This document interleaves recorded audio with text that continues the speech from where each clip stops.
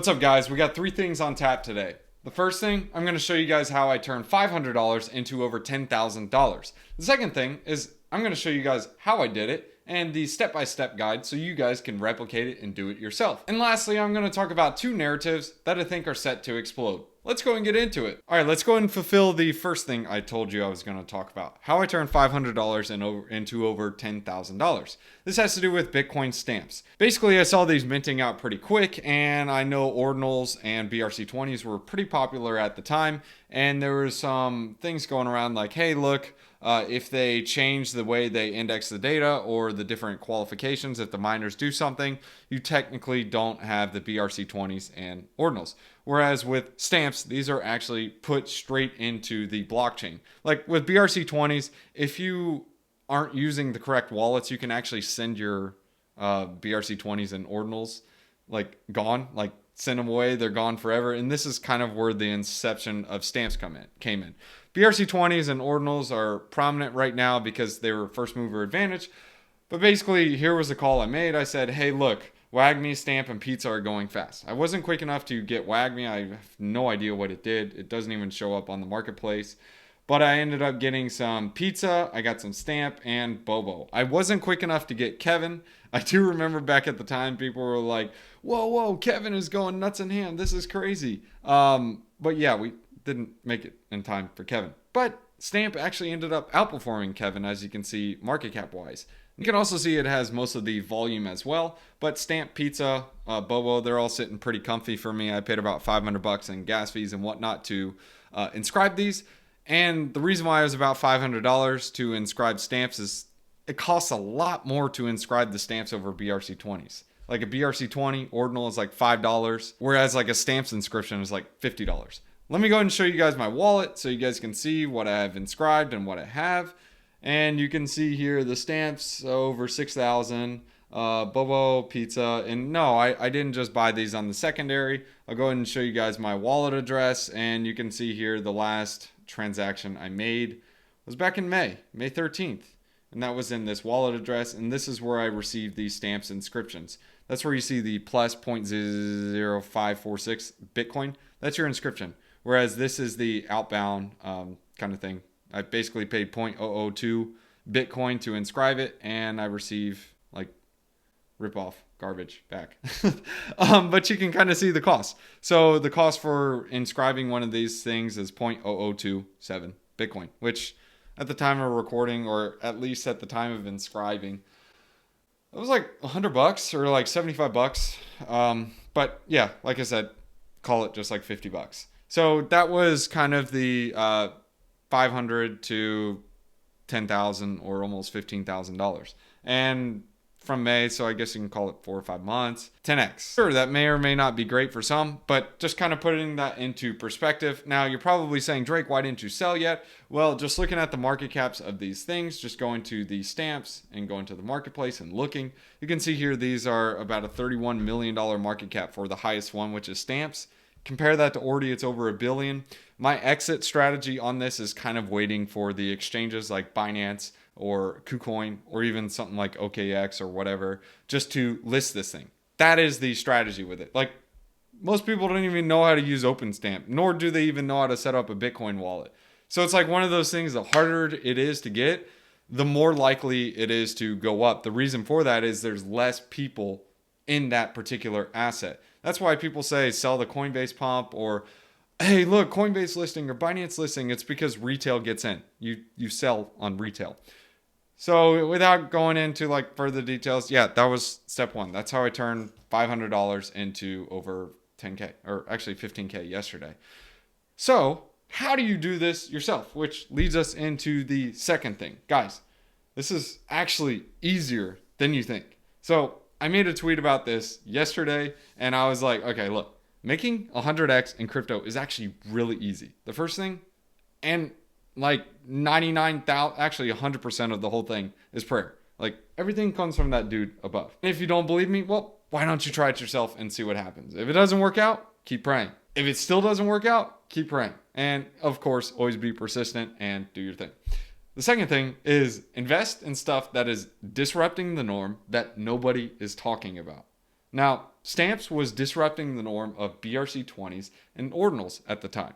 Because if the miners decided to, hey, we're going to prune the blockchain, then you technically lose your ordinals and BRC20s. Whereas with these stamps, they aren't prunable. They're stuck on the blockchain, they're in the blockchain, and that's it, period. So that was kind of disrupting the norm, and not a lot of people were talking about it. At that time, everyone had all their eyes on like Ordi, Meme, Oshi, and all kinds of like some vaporware coins that don't even exist today. But that was something that was disrupting the norm, and that's why I looked at the stamps. And that was also why I picked Track. And you can also check out the previous videos. I like Benny, I like Track, I like what they were doing. And yes, my entries were around 15 to 20 cents, and it's currently trading at like $4. So, I mean, I can't complain. Everything came from that dude above. Like, seriously. Which leads me into step 3. God will provide. But I want to talk about the part 2. How to find that disruptive stuff that nobody is talking about. Well, first off, you're probably not going to get it from Twitter. Sure, you may get some tips out there and you can use that for research after you're searching it, but you aren't going to find it in the For You section. It does not work like that. You can use Twitter as a research tool and whatnot, but the best place to find these different tokens is to see who's building and creating disruptive stuff. And of course, get in early on that. So remember, if you see your favorite influencer talking about this particular coin, especially if they have a lot of followers, you know, like Crypto Banter or Chico Crypto or BitBoy, that's probably top signal. That is not the time to buy. Be careful listening to those influencers. Sure, you can make maybe like a quick 2x, maybe a 3x, or you can simply just buy it and it goes down like 80%. I don't like to play that game. I don't watch that stuff. I don't really care about playing that. I'd rather do my own thing, stay focused, and do some research and go into the Discord groups. So there's 2 kinds of Discord communities that you can get into. There's also Telegram as well. This type of Discord or Telegram group is going to be with the particular project. So for example, if it's Track, I would go into the Track Discord or the Track Telegram. I don't even think they have a Telegram. It's in Discord. And I would go in there and I'd research and see what other people are looking at. In fact, Benny the Dev is extremely active in there. And I personally ask him, I'm like, dude, hey, what are the things that you're looking at? What is disruptive? And he gives different ideas. And then I can take those ideas, research Twitter, and go into other Discord groups and see what they're talking about. Once I'm able to find consensus on some of the OGs in the space, who are basically like the boots on the ground in that particular community, I go in and see what they're talking about. Sometimes I'll even go out and personally ask them and say, hey, what are you looking at? Or, hey, what do you think about this project? I noticed it does this, this, and this. You find someone who specializes in that community and you get the alpha from them. Now, once you get that alpha, you then further do your own research.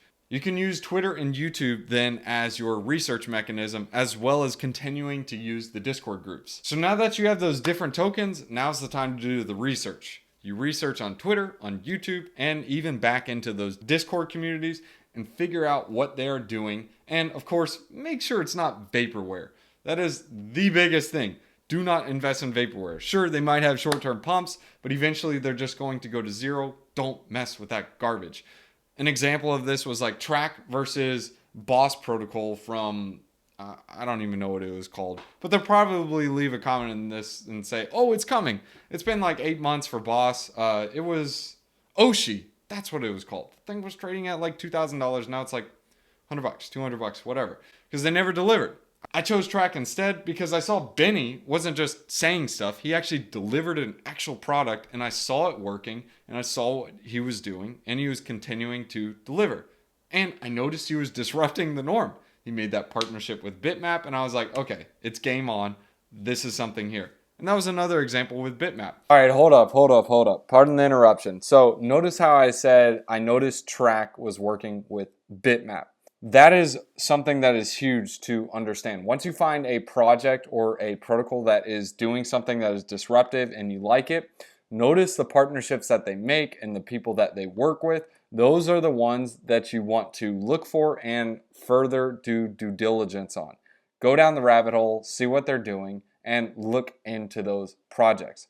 Those are the ones that are the tip-offs or the tips that you need in order to further do your due diligence. Once you get those tokens, go in the Discords, see what those are, and then even the different partnerships that they are making or the different protocols that they are looking for once you find another strong one.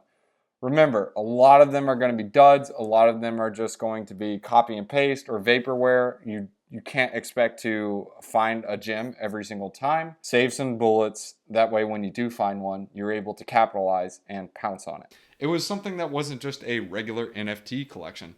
In fact, it was kind of provable scarcity, or at least provable inflation. Whereas with NFTs, it's just like, yeah, it's a 10K collection.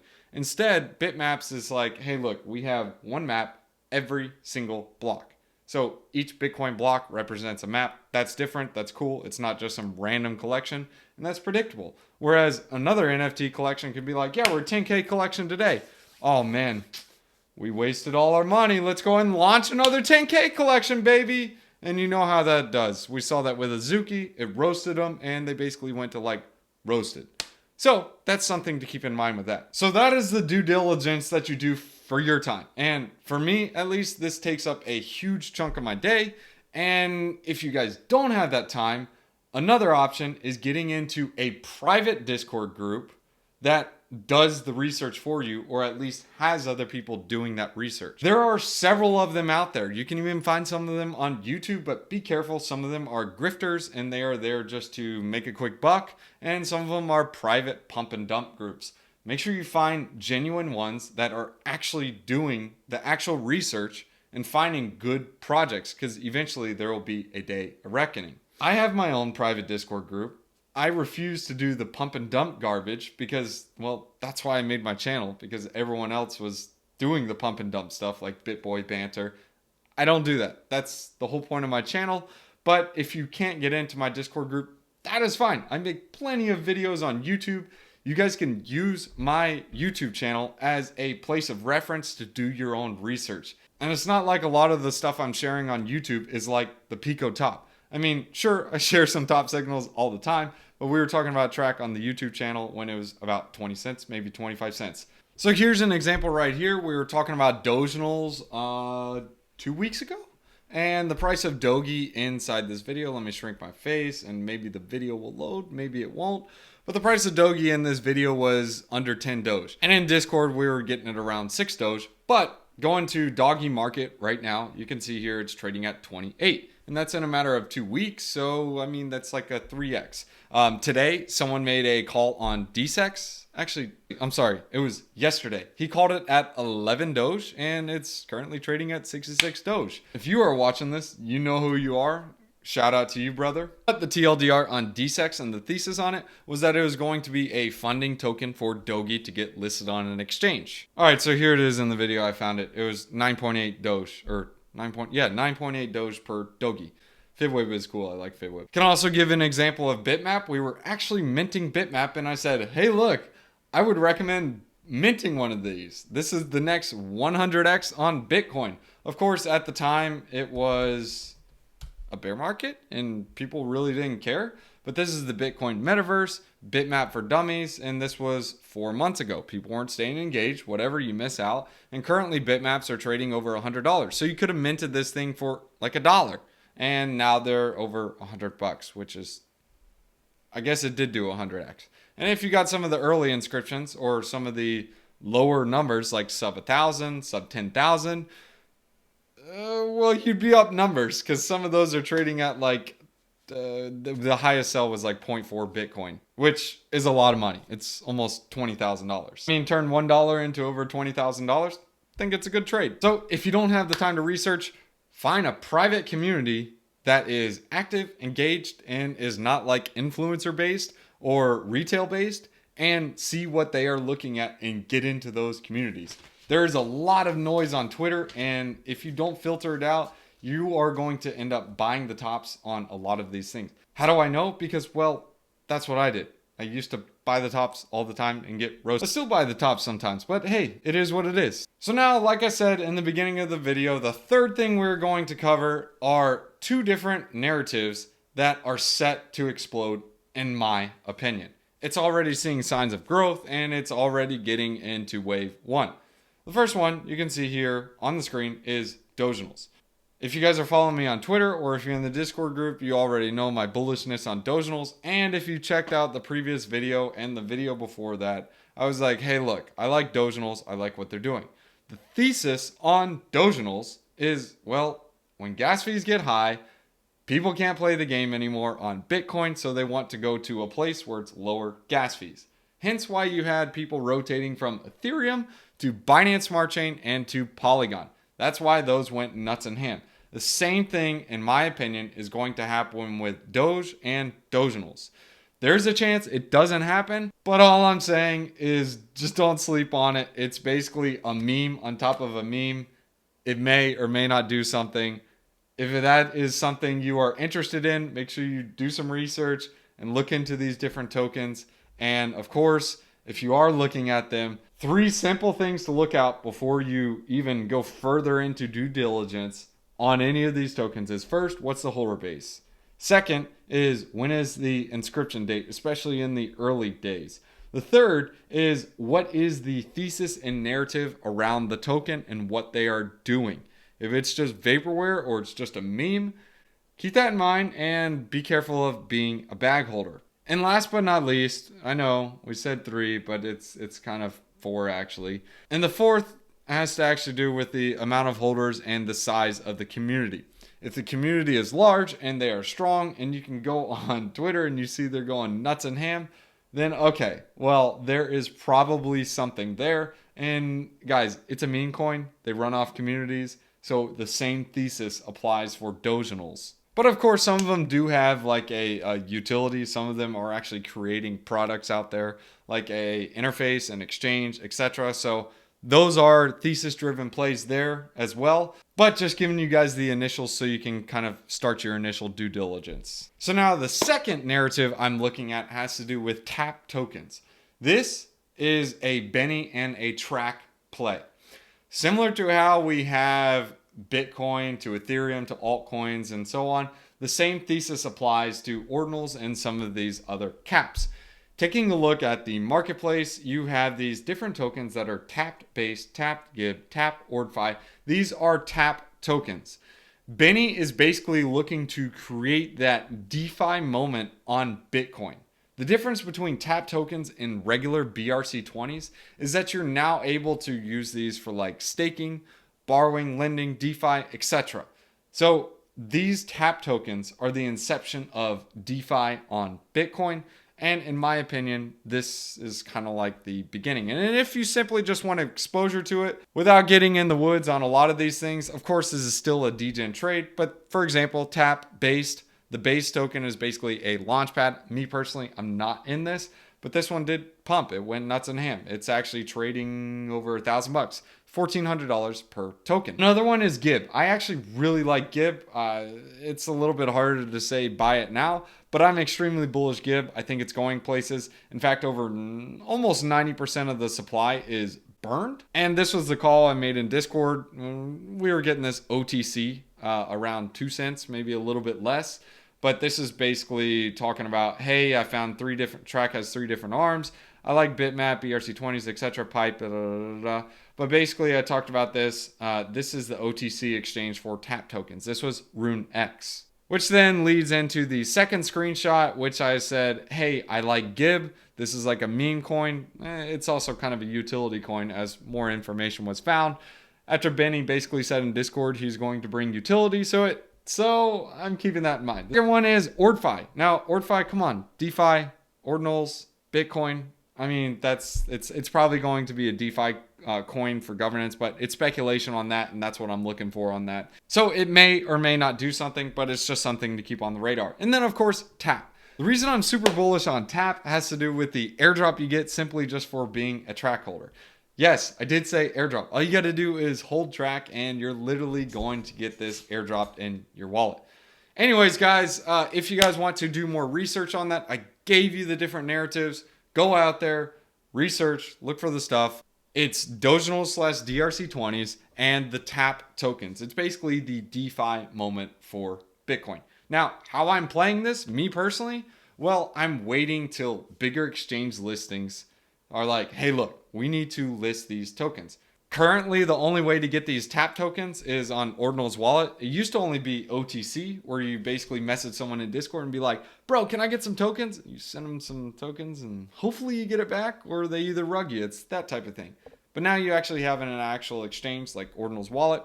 So it's pretty cool. But the exit strategy on this is waiting till a bigger exchange listing happens, preferably a public one. So this would be like Binance, KuCoin, or even a smaller one for at least wave one. And the same thing happened with Ordi in wave one. After it was listed on its first exchange, it mooned up to like, I want to say it was like 25 bucks, 30 bucks, and people were basically minting these for pennies. So just something to keep in mind. And that also allows retail to flood in. And once retail floods in, that's when you have the exit liquidity and so on.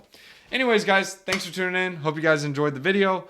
I want to summarize what we covered today. The first thing is how I turned $500 into over 10K. The second thing was how you can simply spot these things yourself and do your own research. And the third thing was 2 different narratives that I'm looking at that I think are set to explode. If you guys would like to join my private Discord group, there is a link in the description below so you guys can join that. And if you guys are asking about a discount, it is already discount. It's going up from here. In fact, I think there's 1 slot left before it goes to the next price tier, but I'm capping it. I want to keep the group small, and I also want to reward those early supporters. And if you guys cannot join the Discord group, that is fine. I will share as much as I can on YouTube and on Twitter. So if you guys are following me on YouTube and Twitter, you guys will get plenty of free information there. And if this is the type of content you like, drop a like, subscribe to the channel, and maybe I'll upload more often. And of course, guys, we'll hit you guys with that wisdom one-liner. All right, boys, this is a good one right here. Proverbs chapter 14, verses 12. Better to meet a bear robbed of her cubs than a fool bent on folly. If you guys don't know what a folly is, it's basically foolishness. So when a fool is being foolish, you would rather meet a bear robbed of her cubs than that. That's rough. Peace.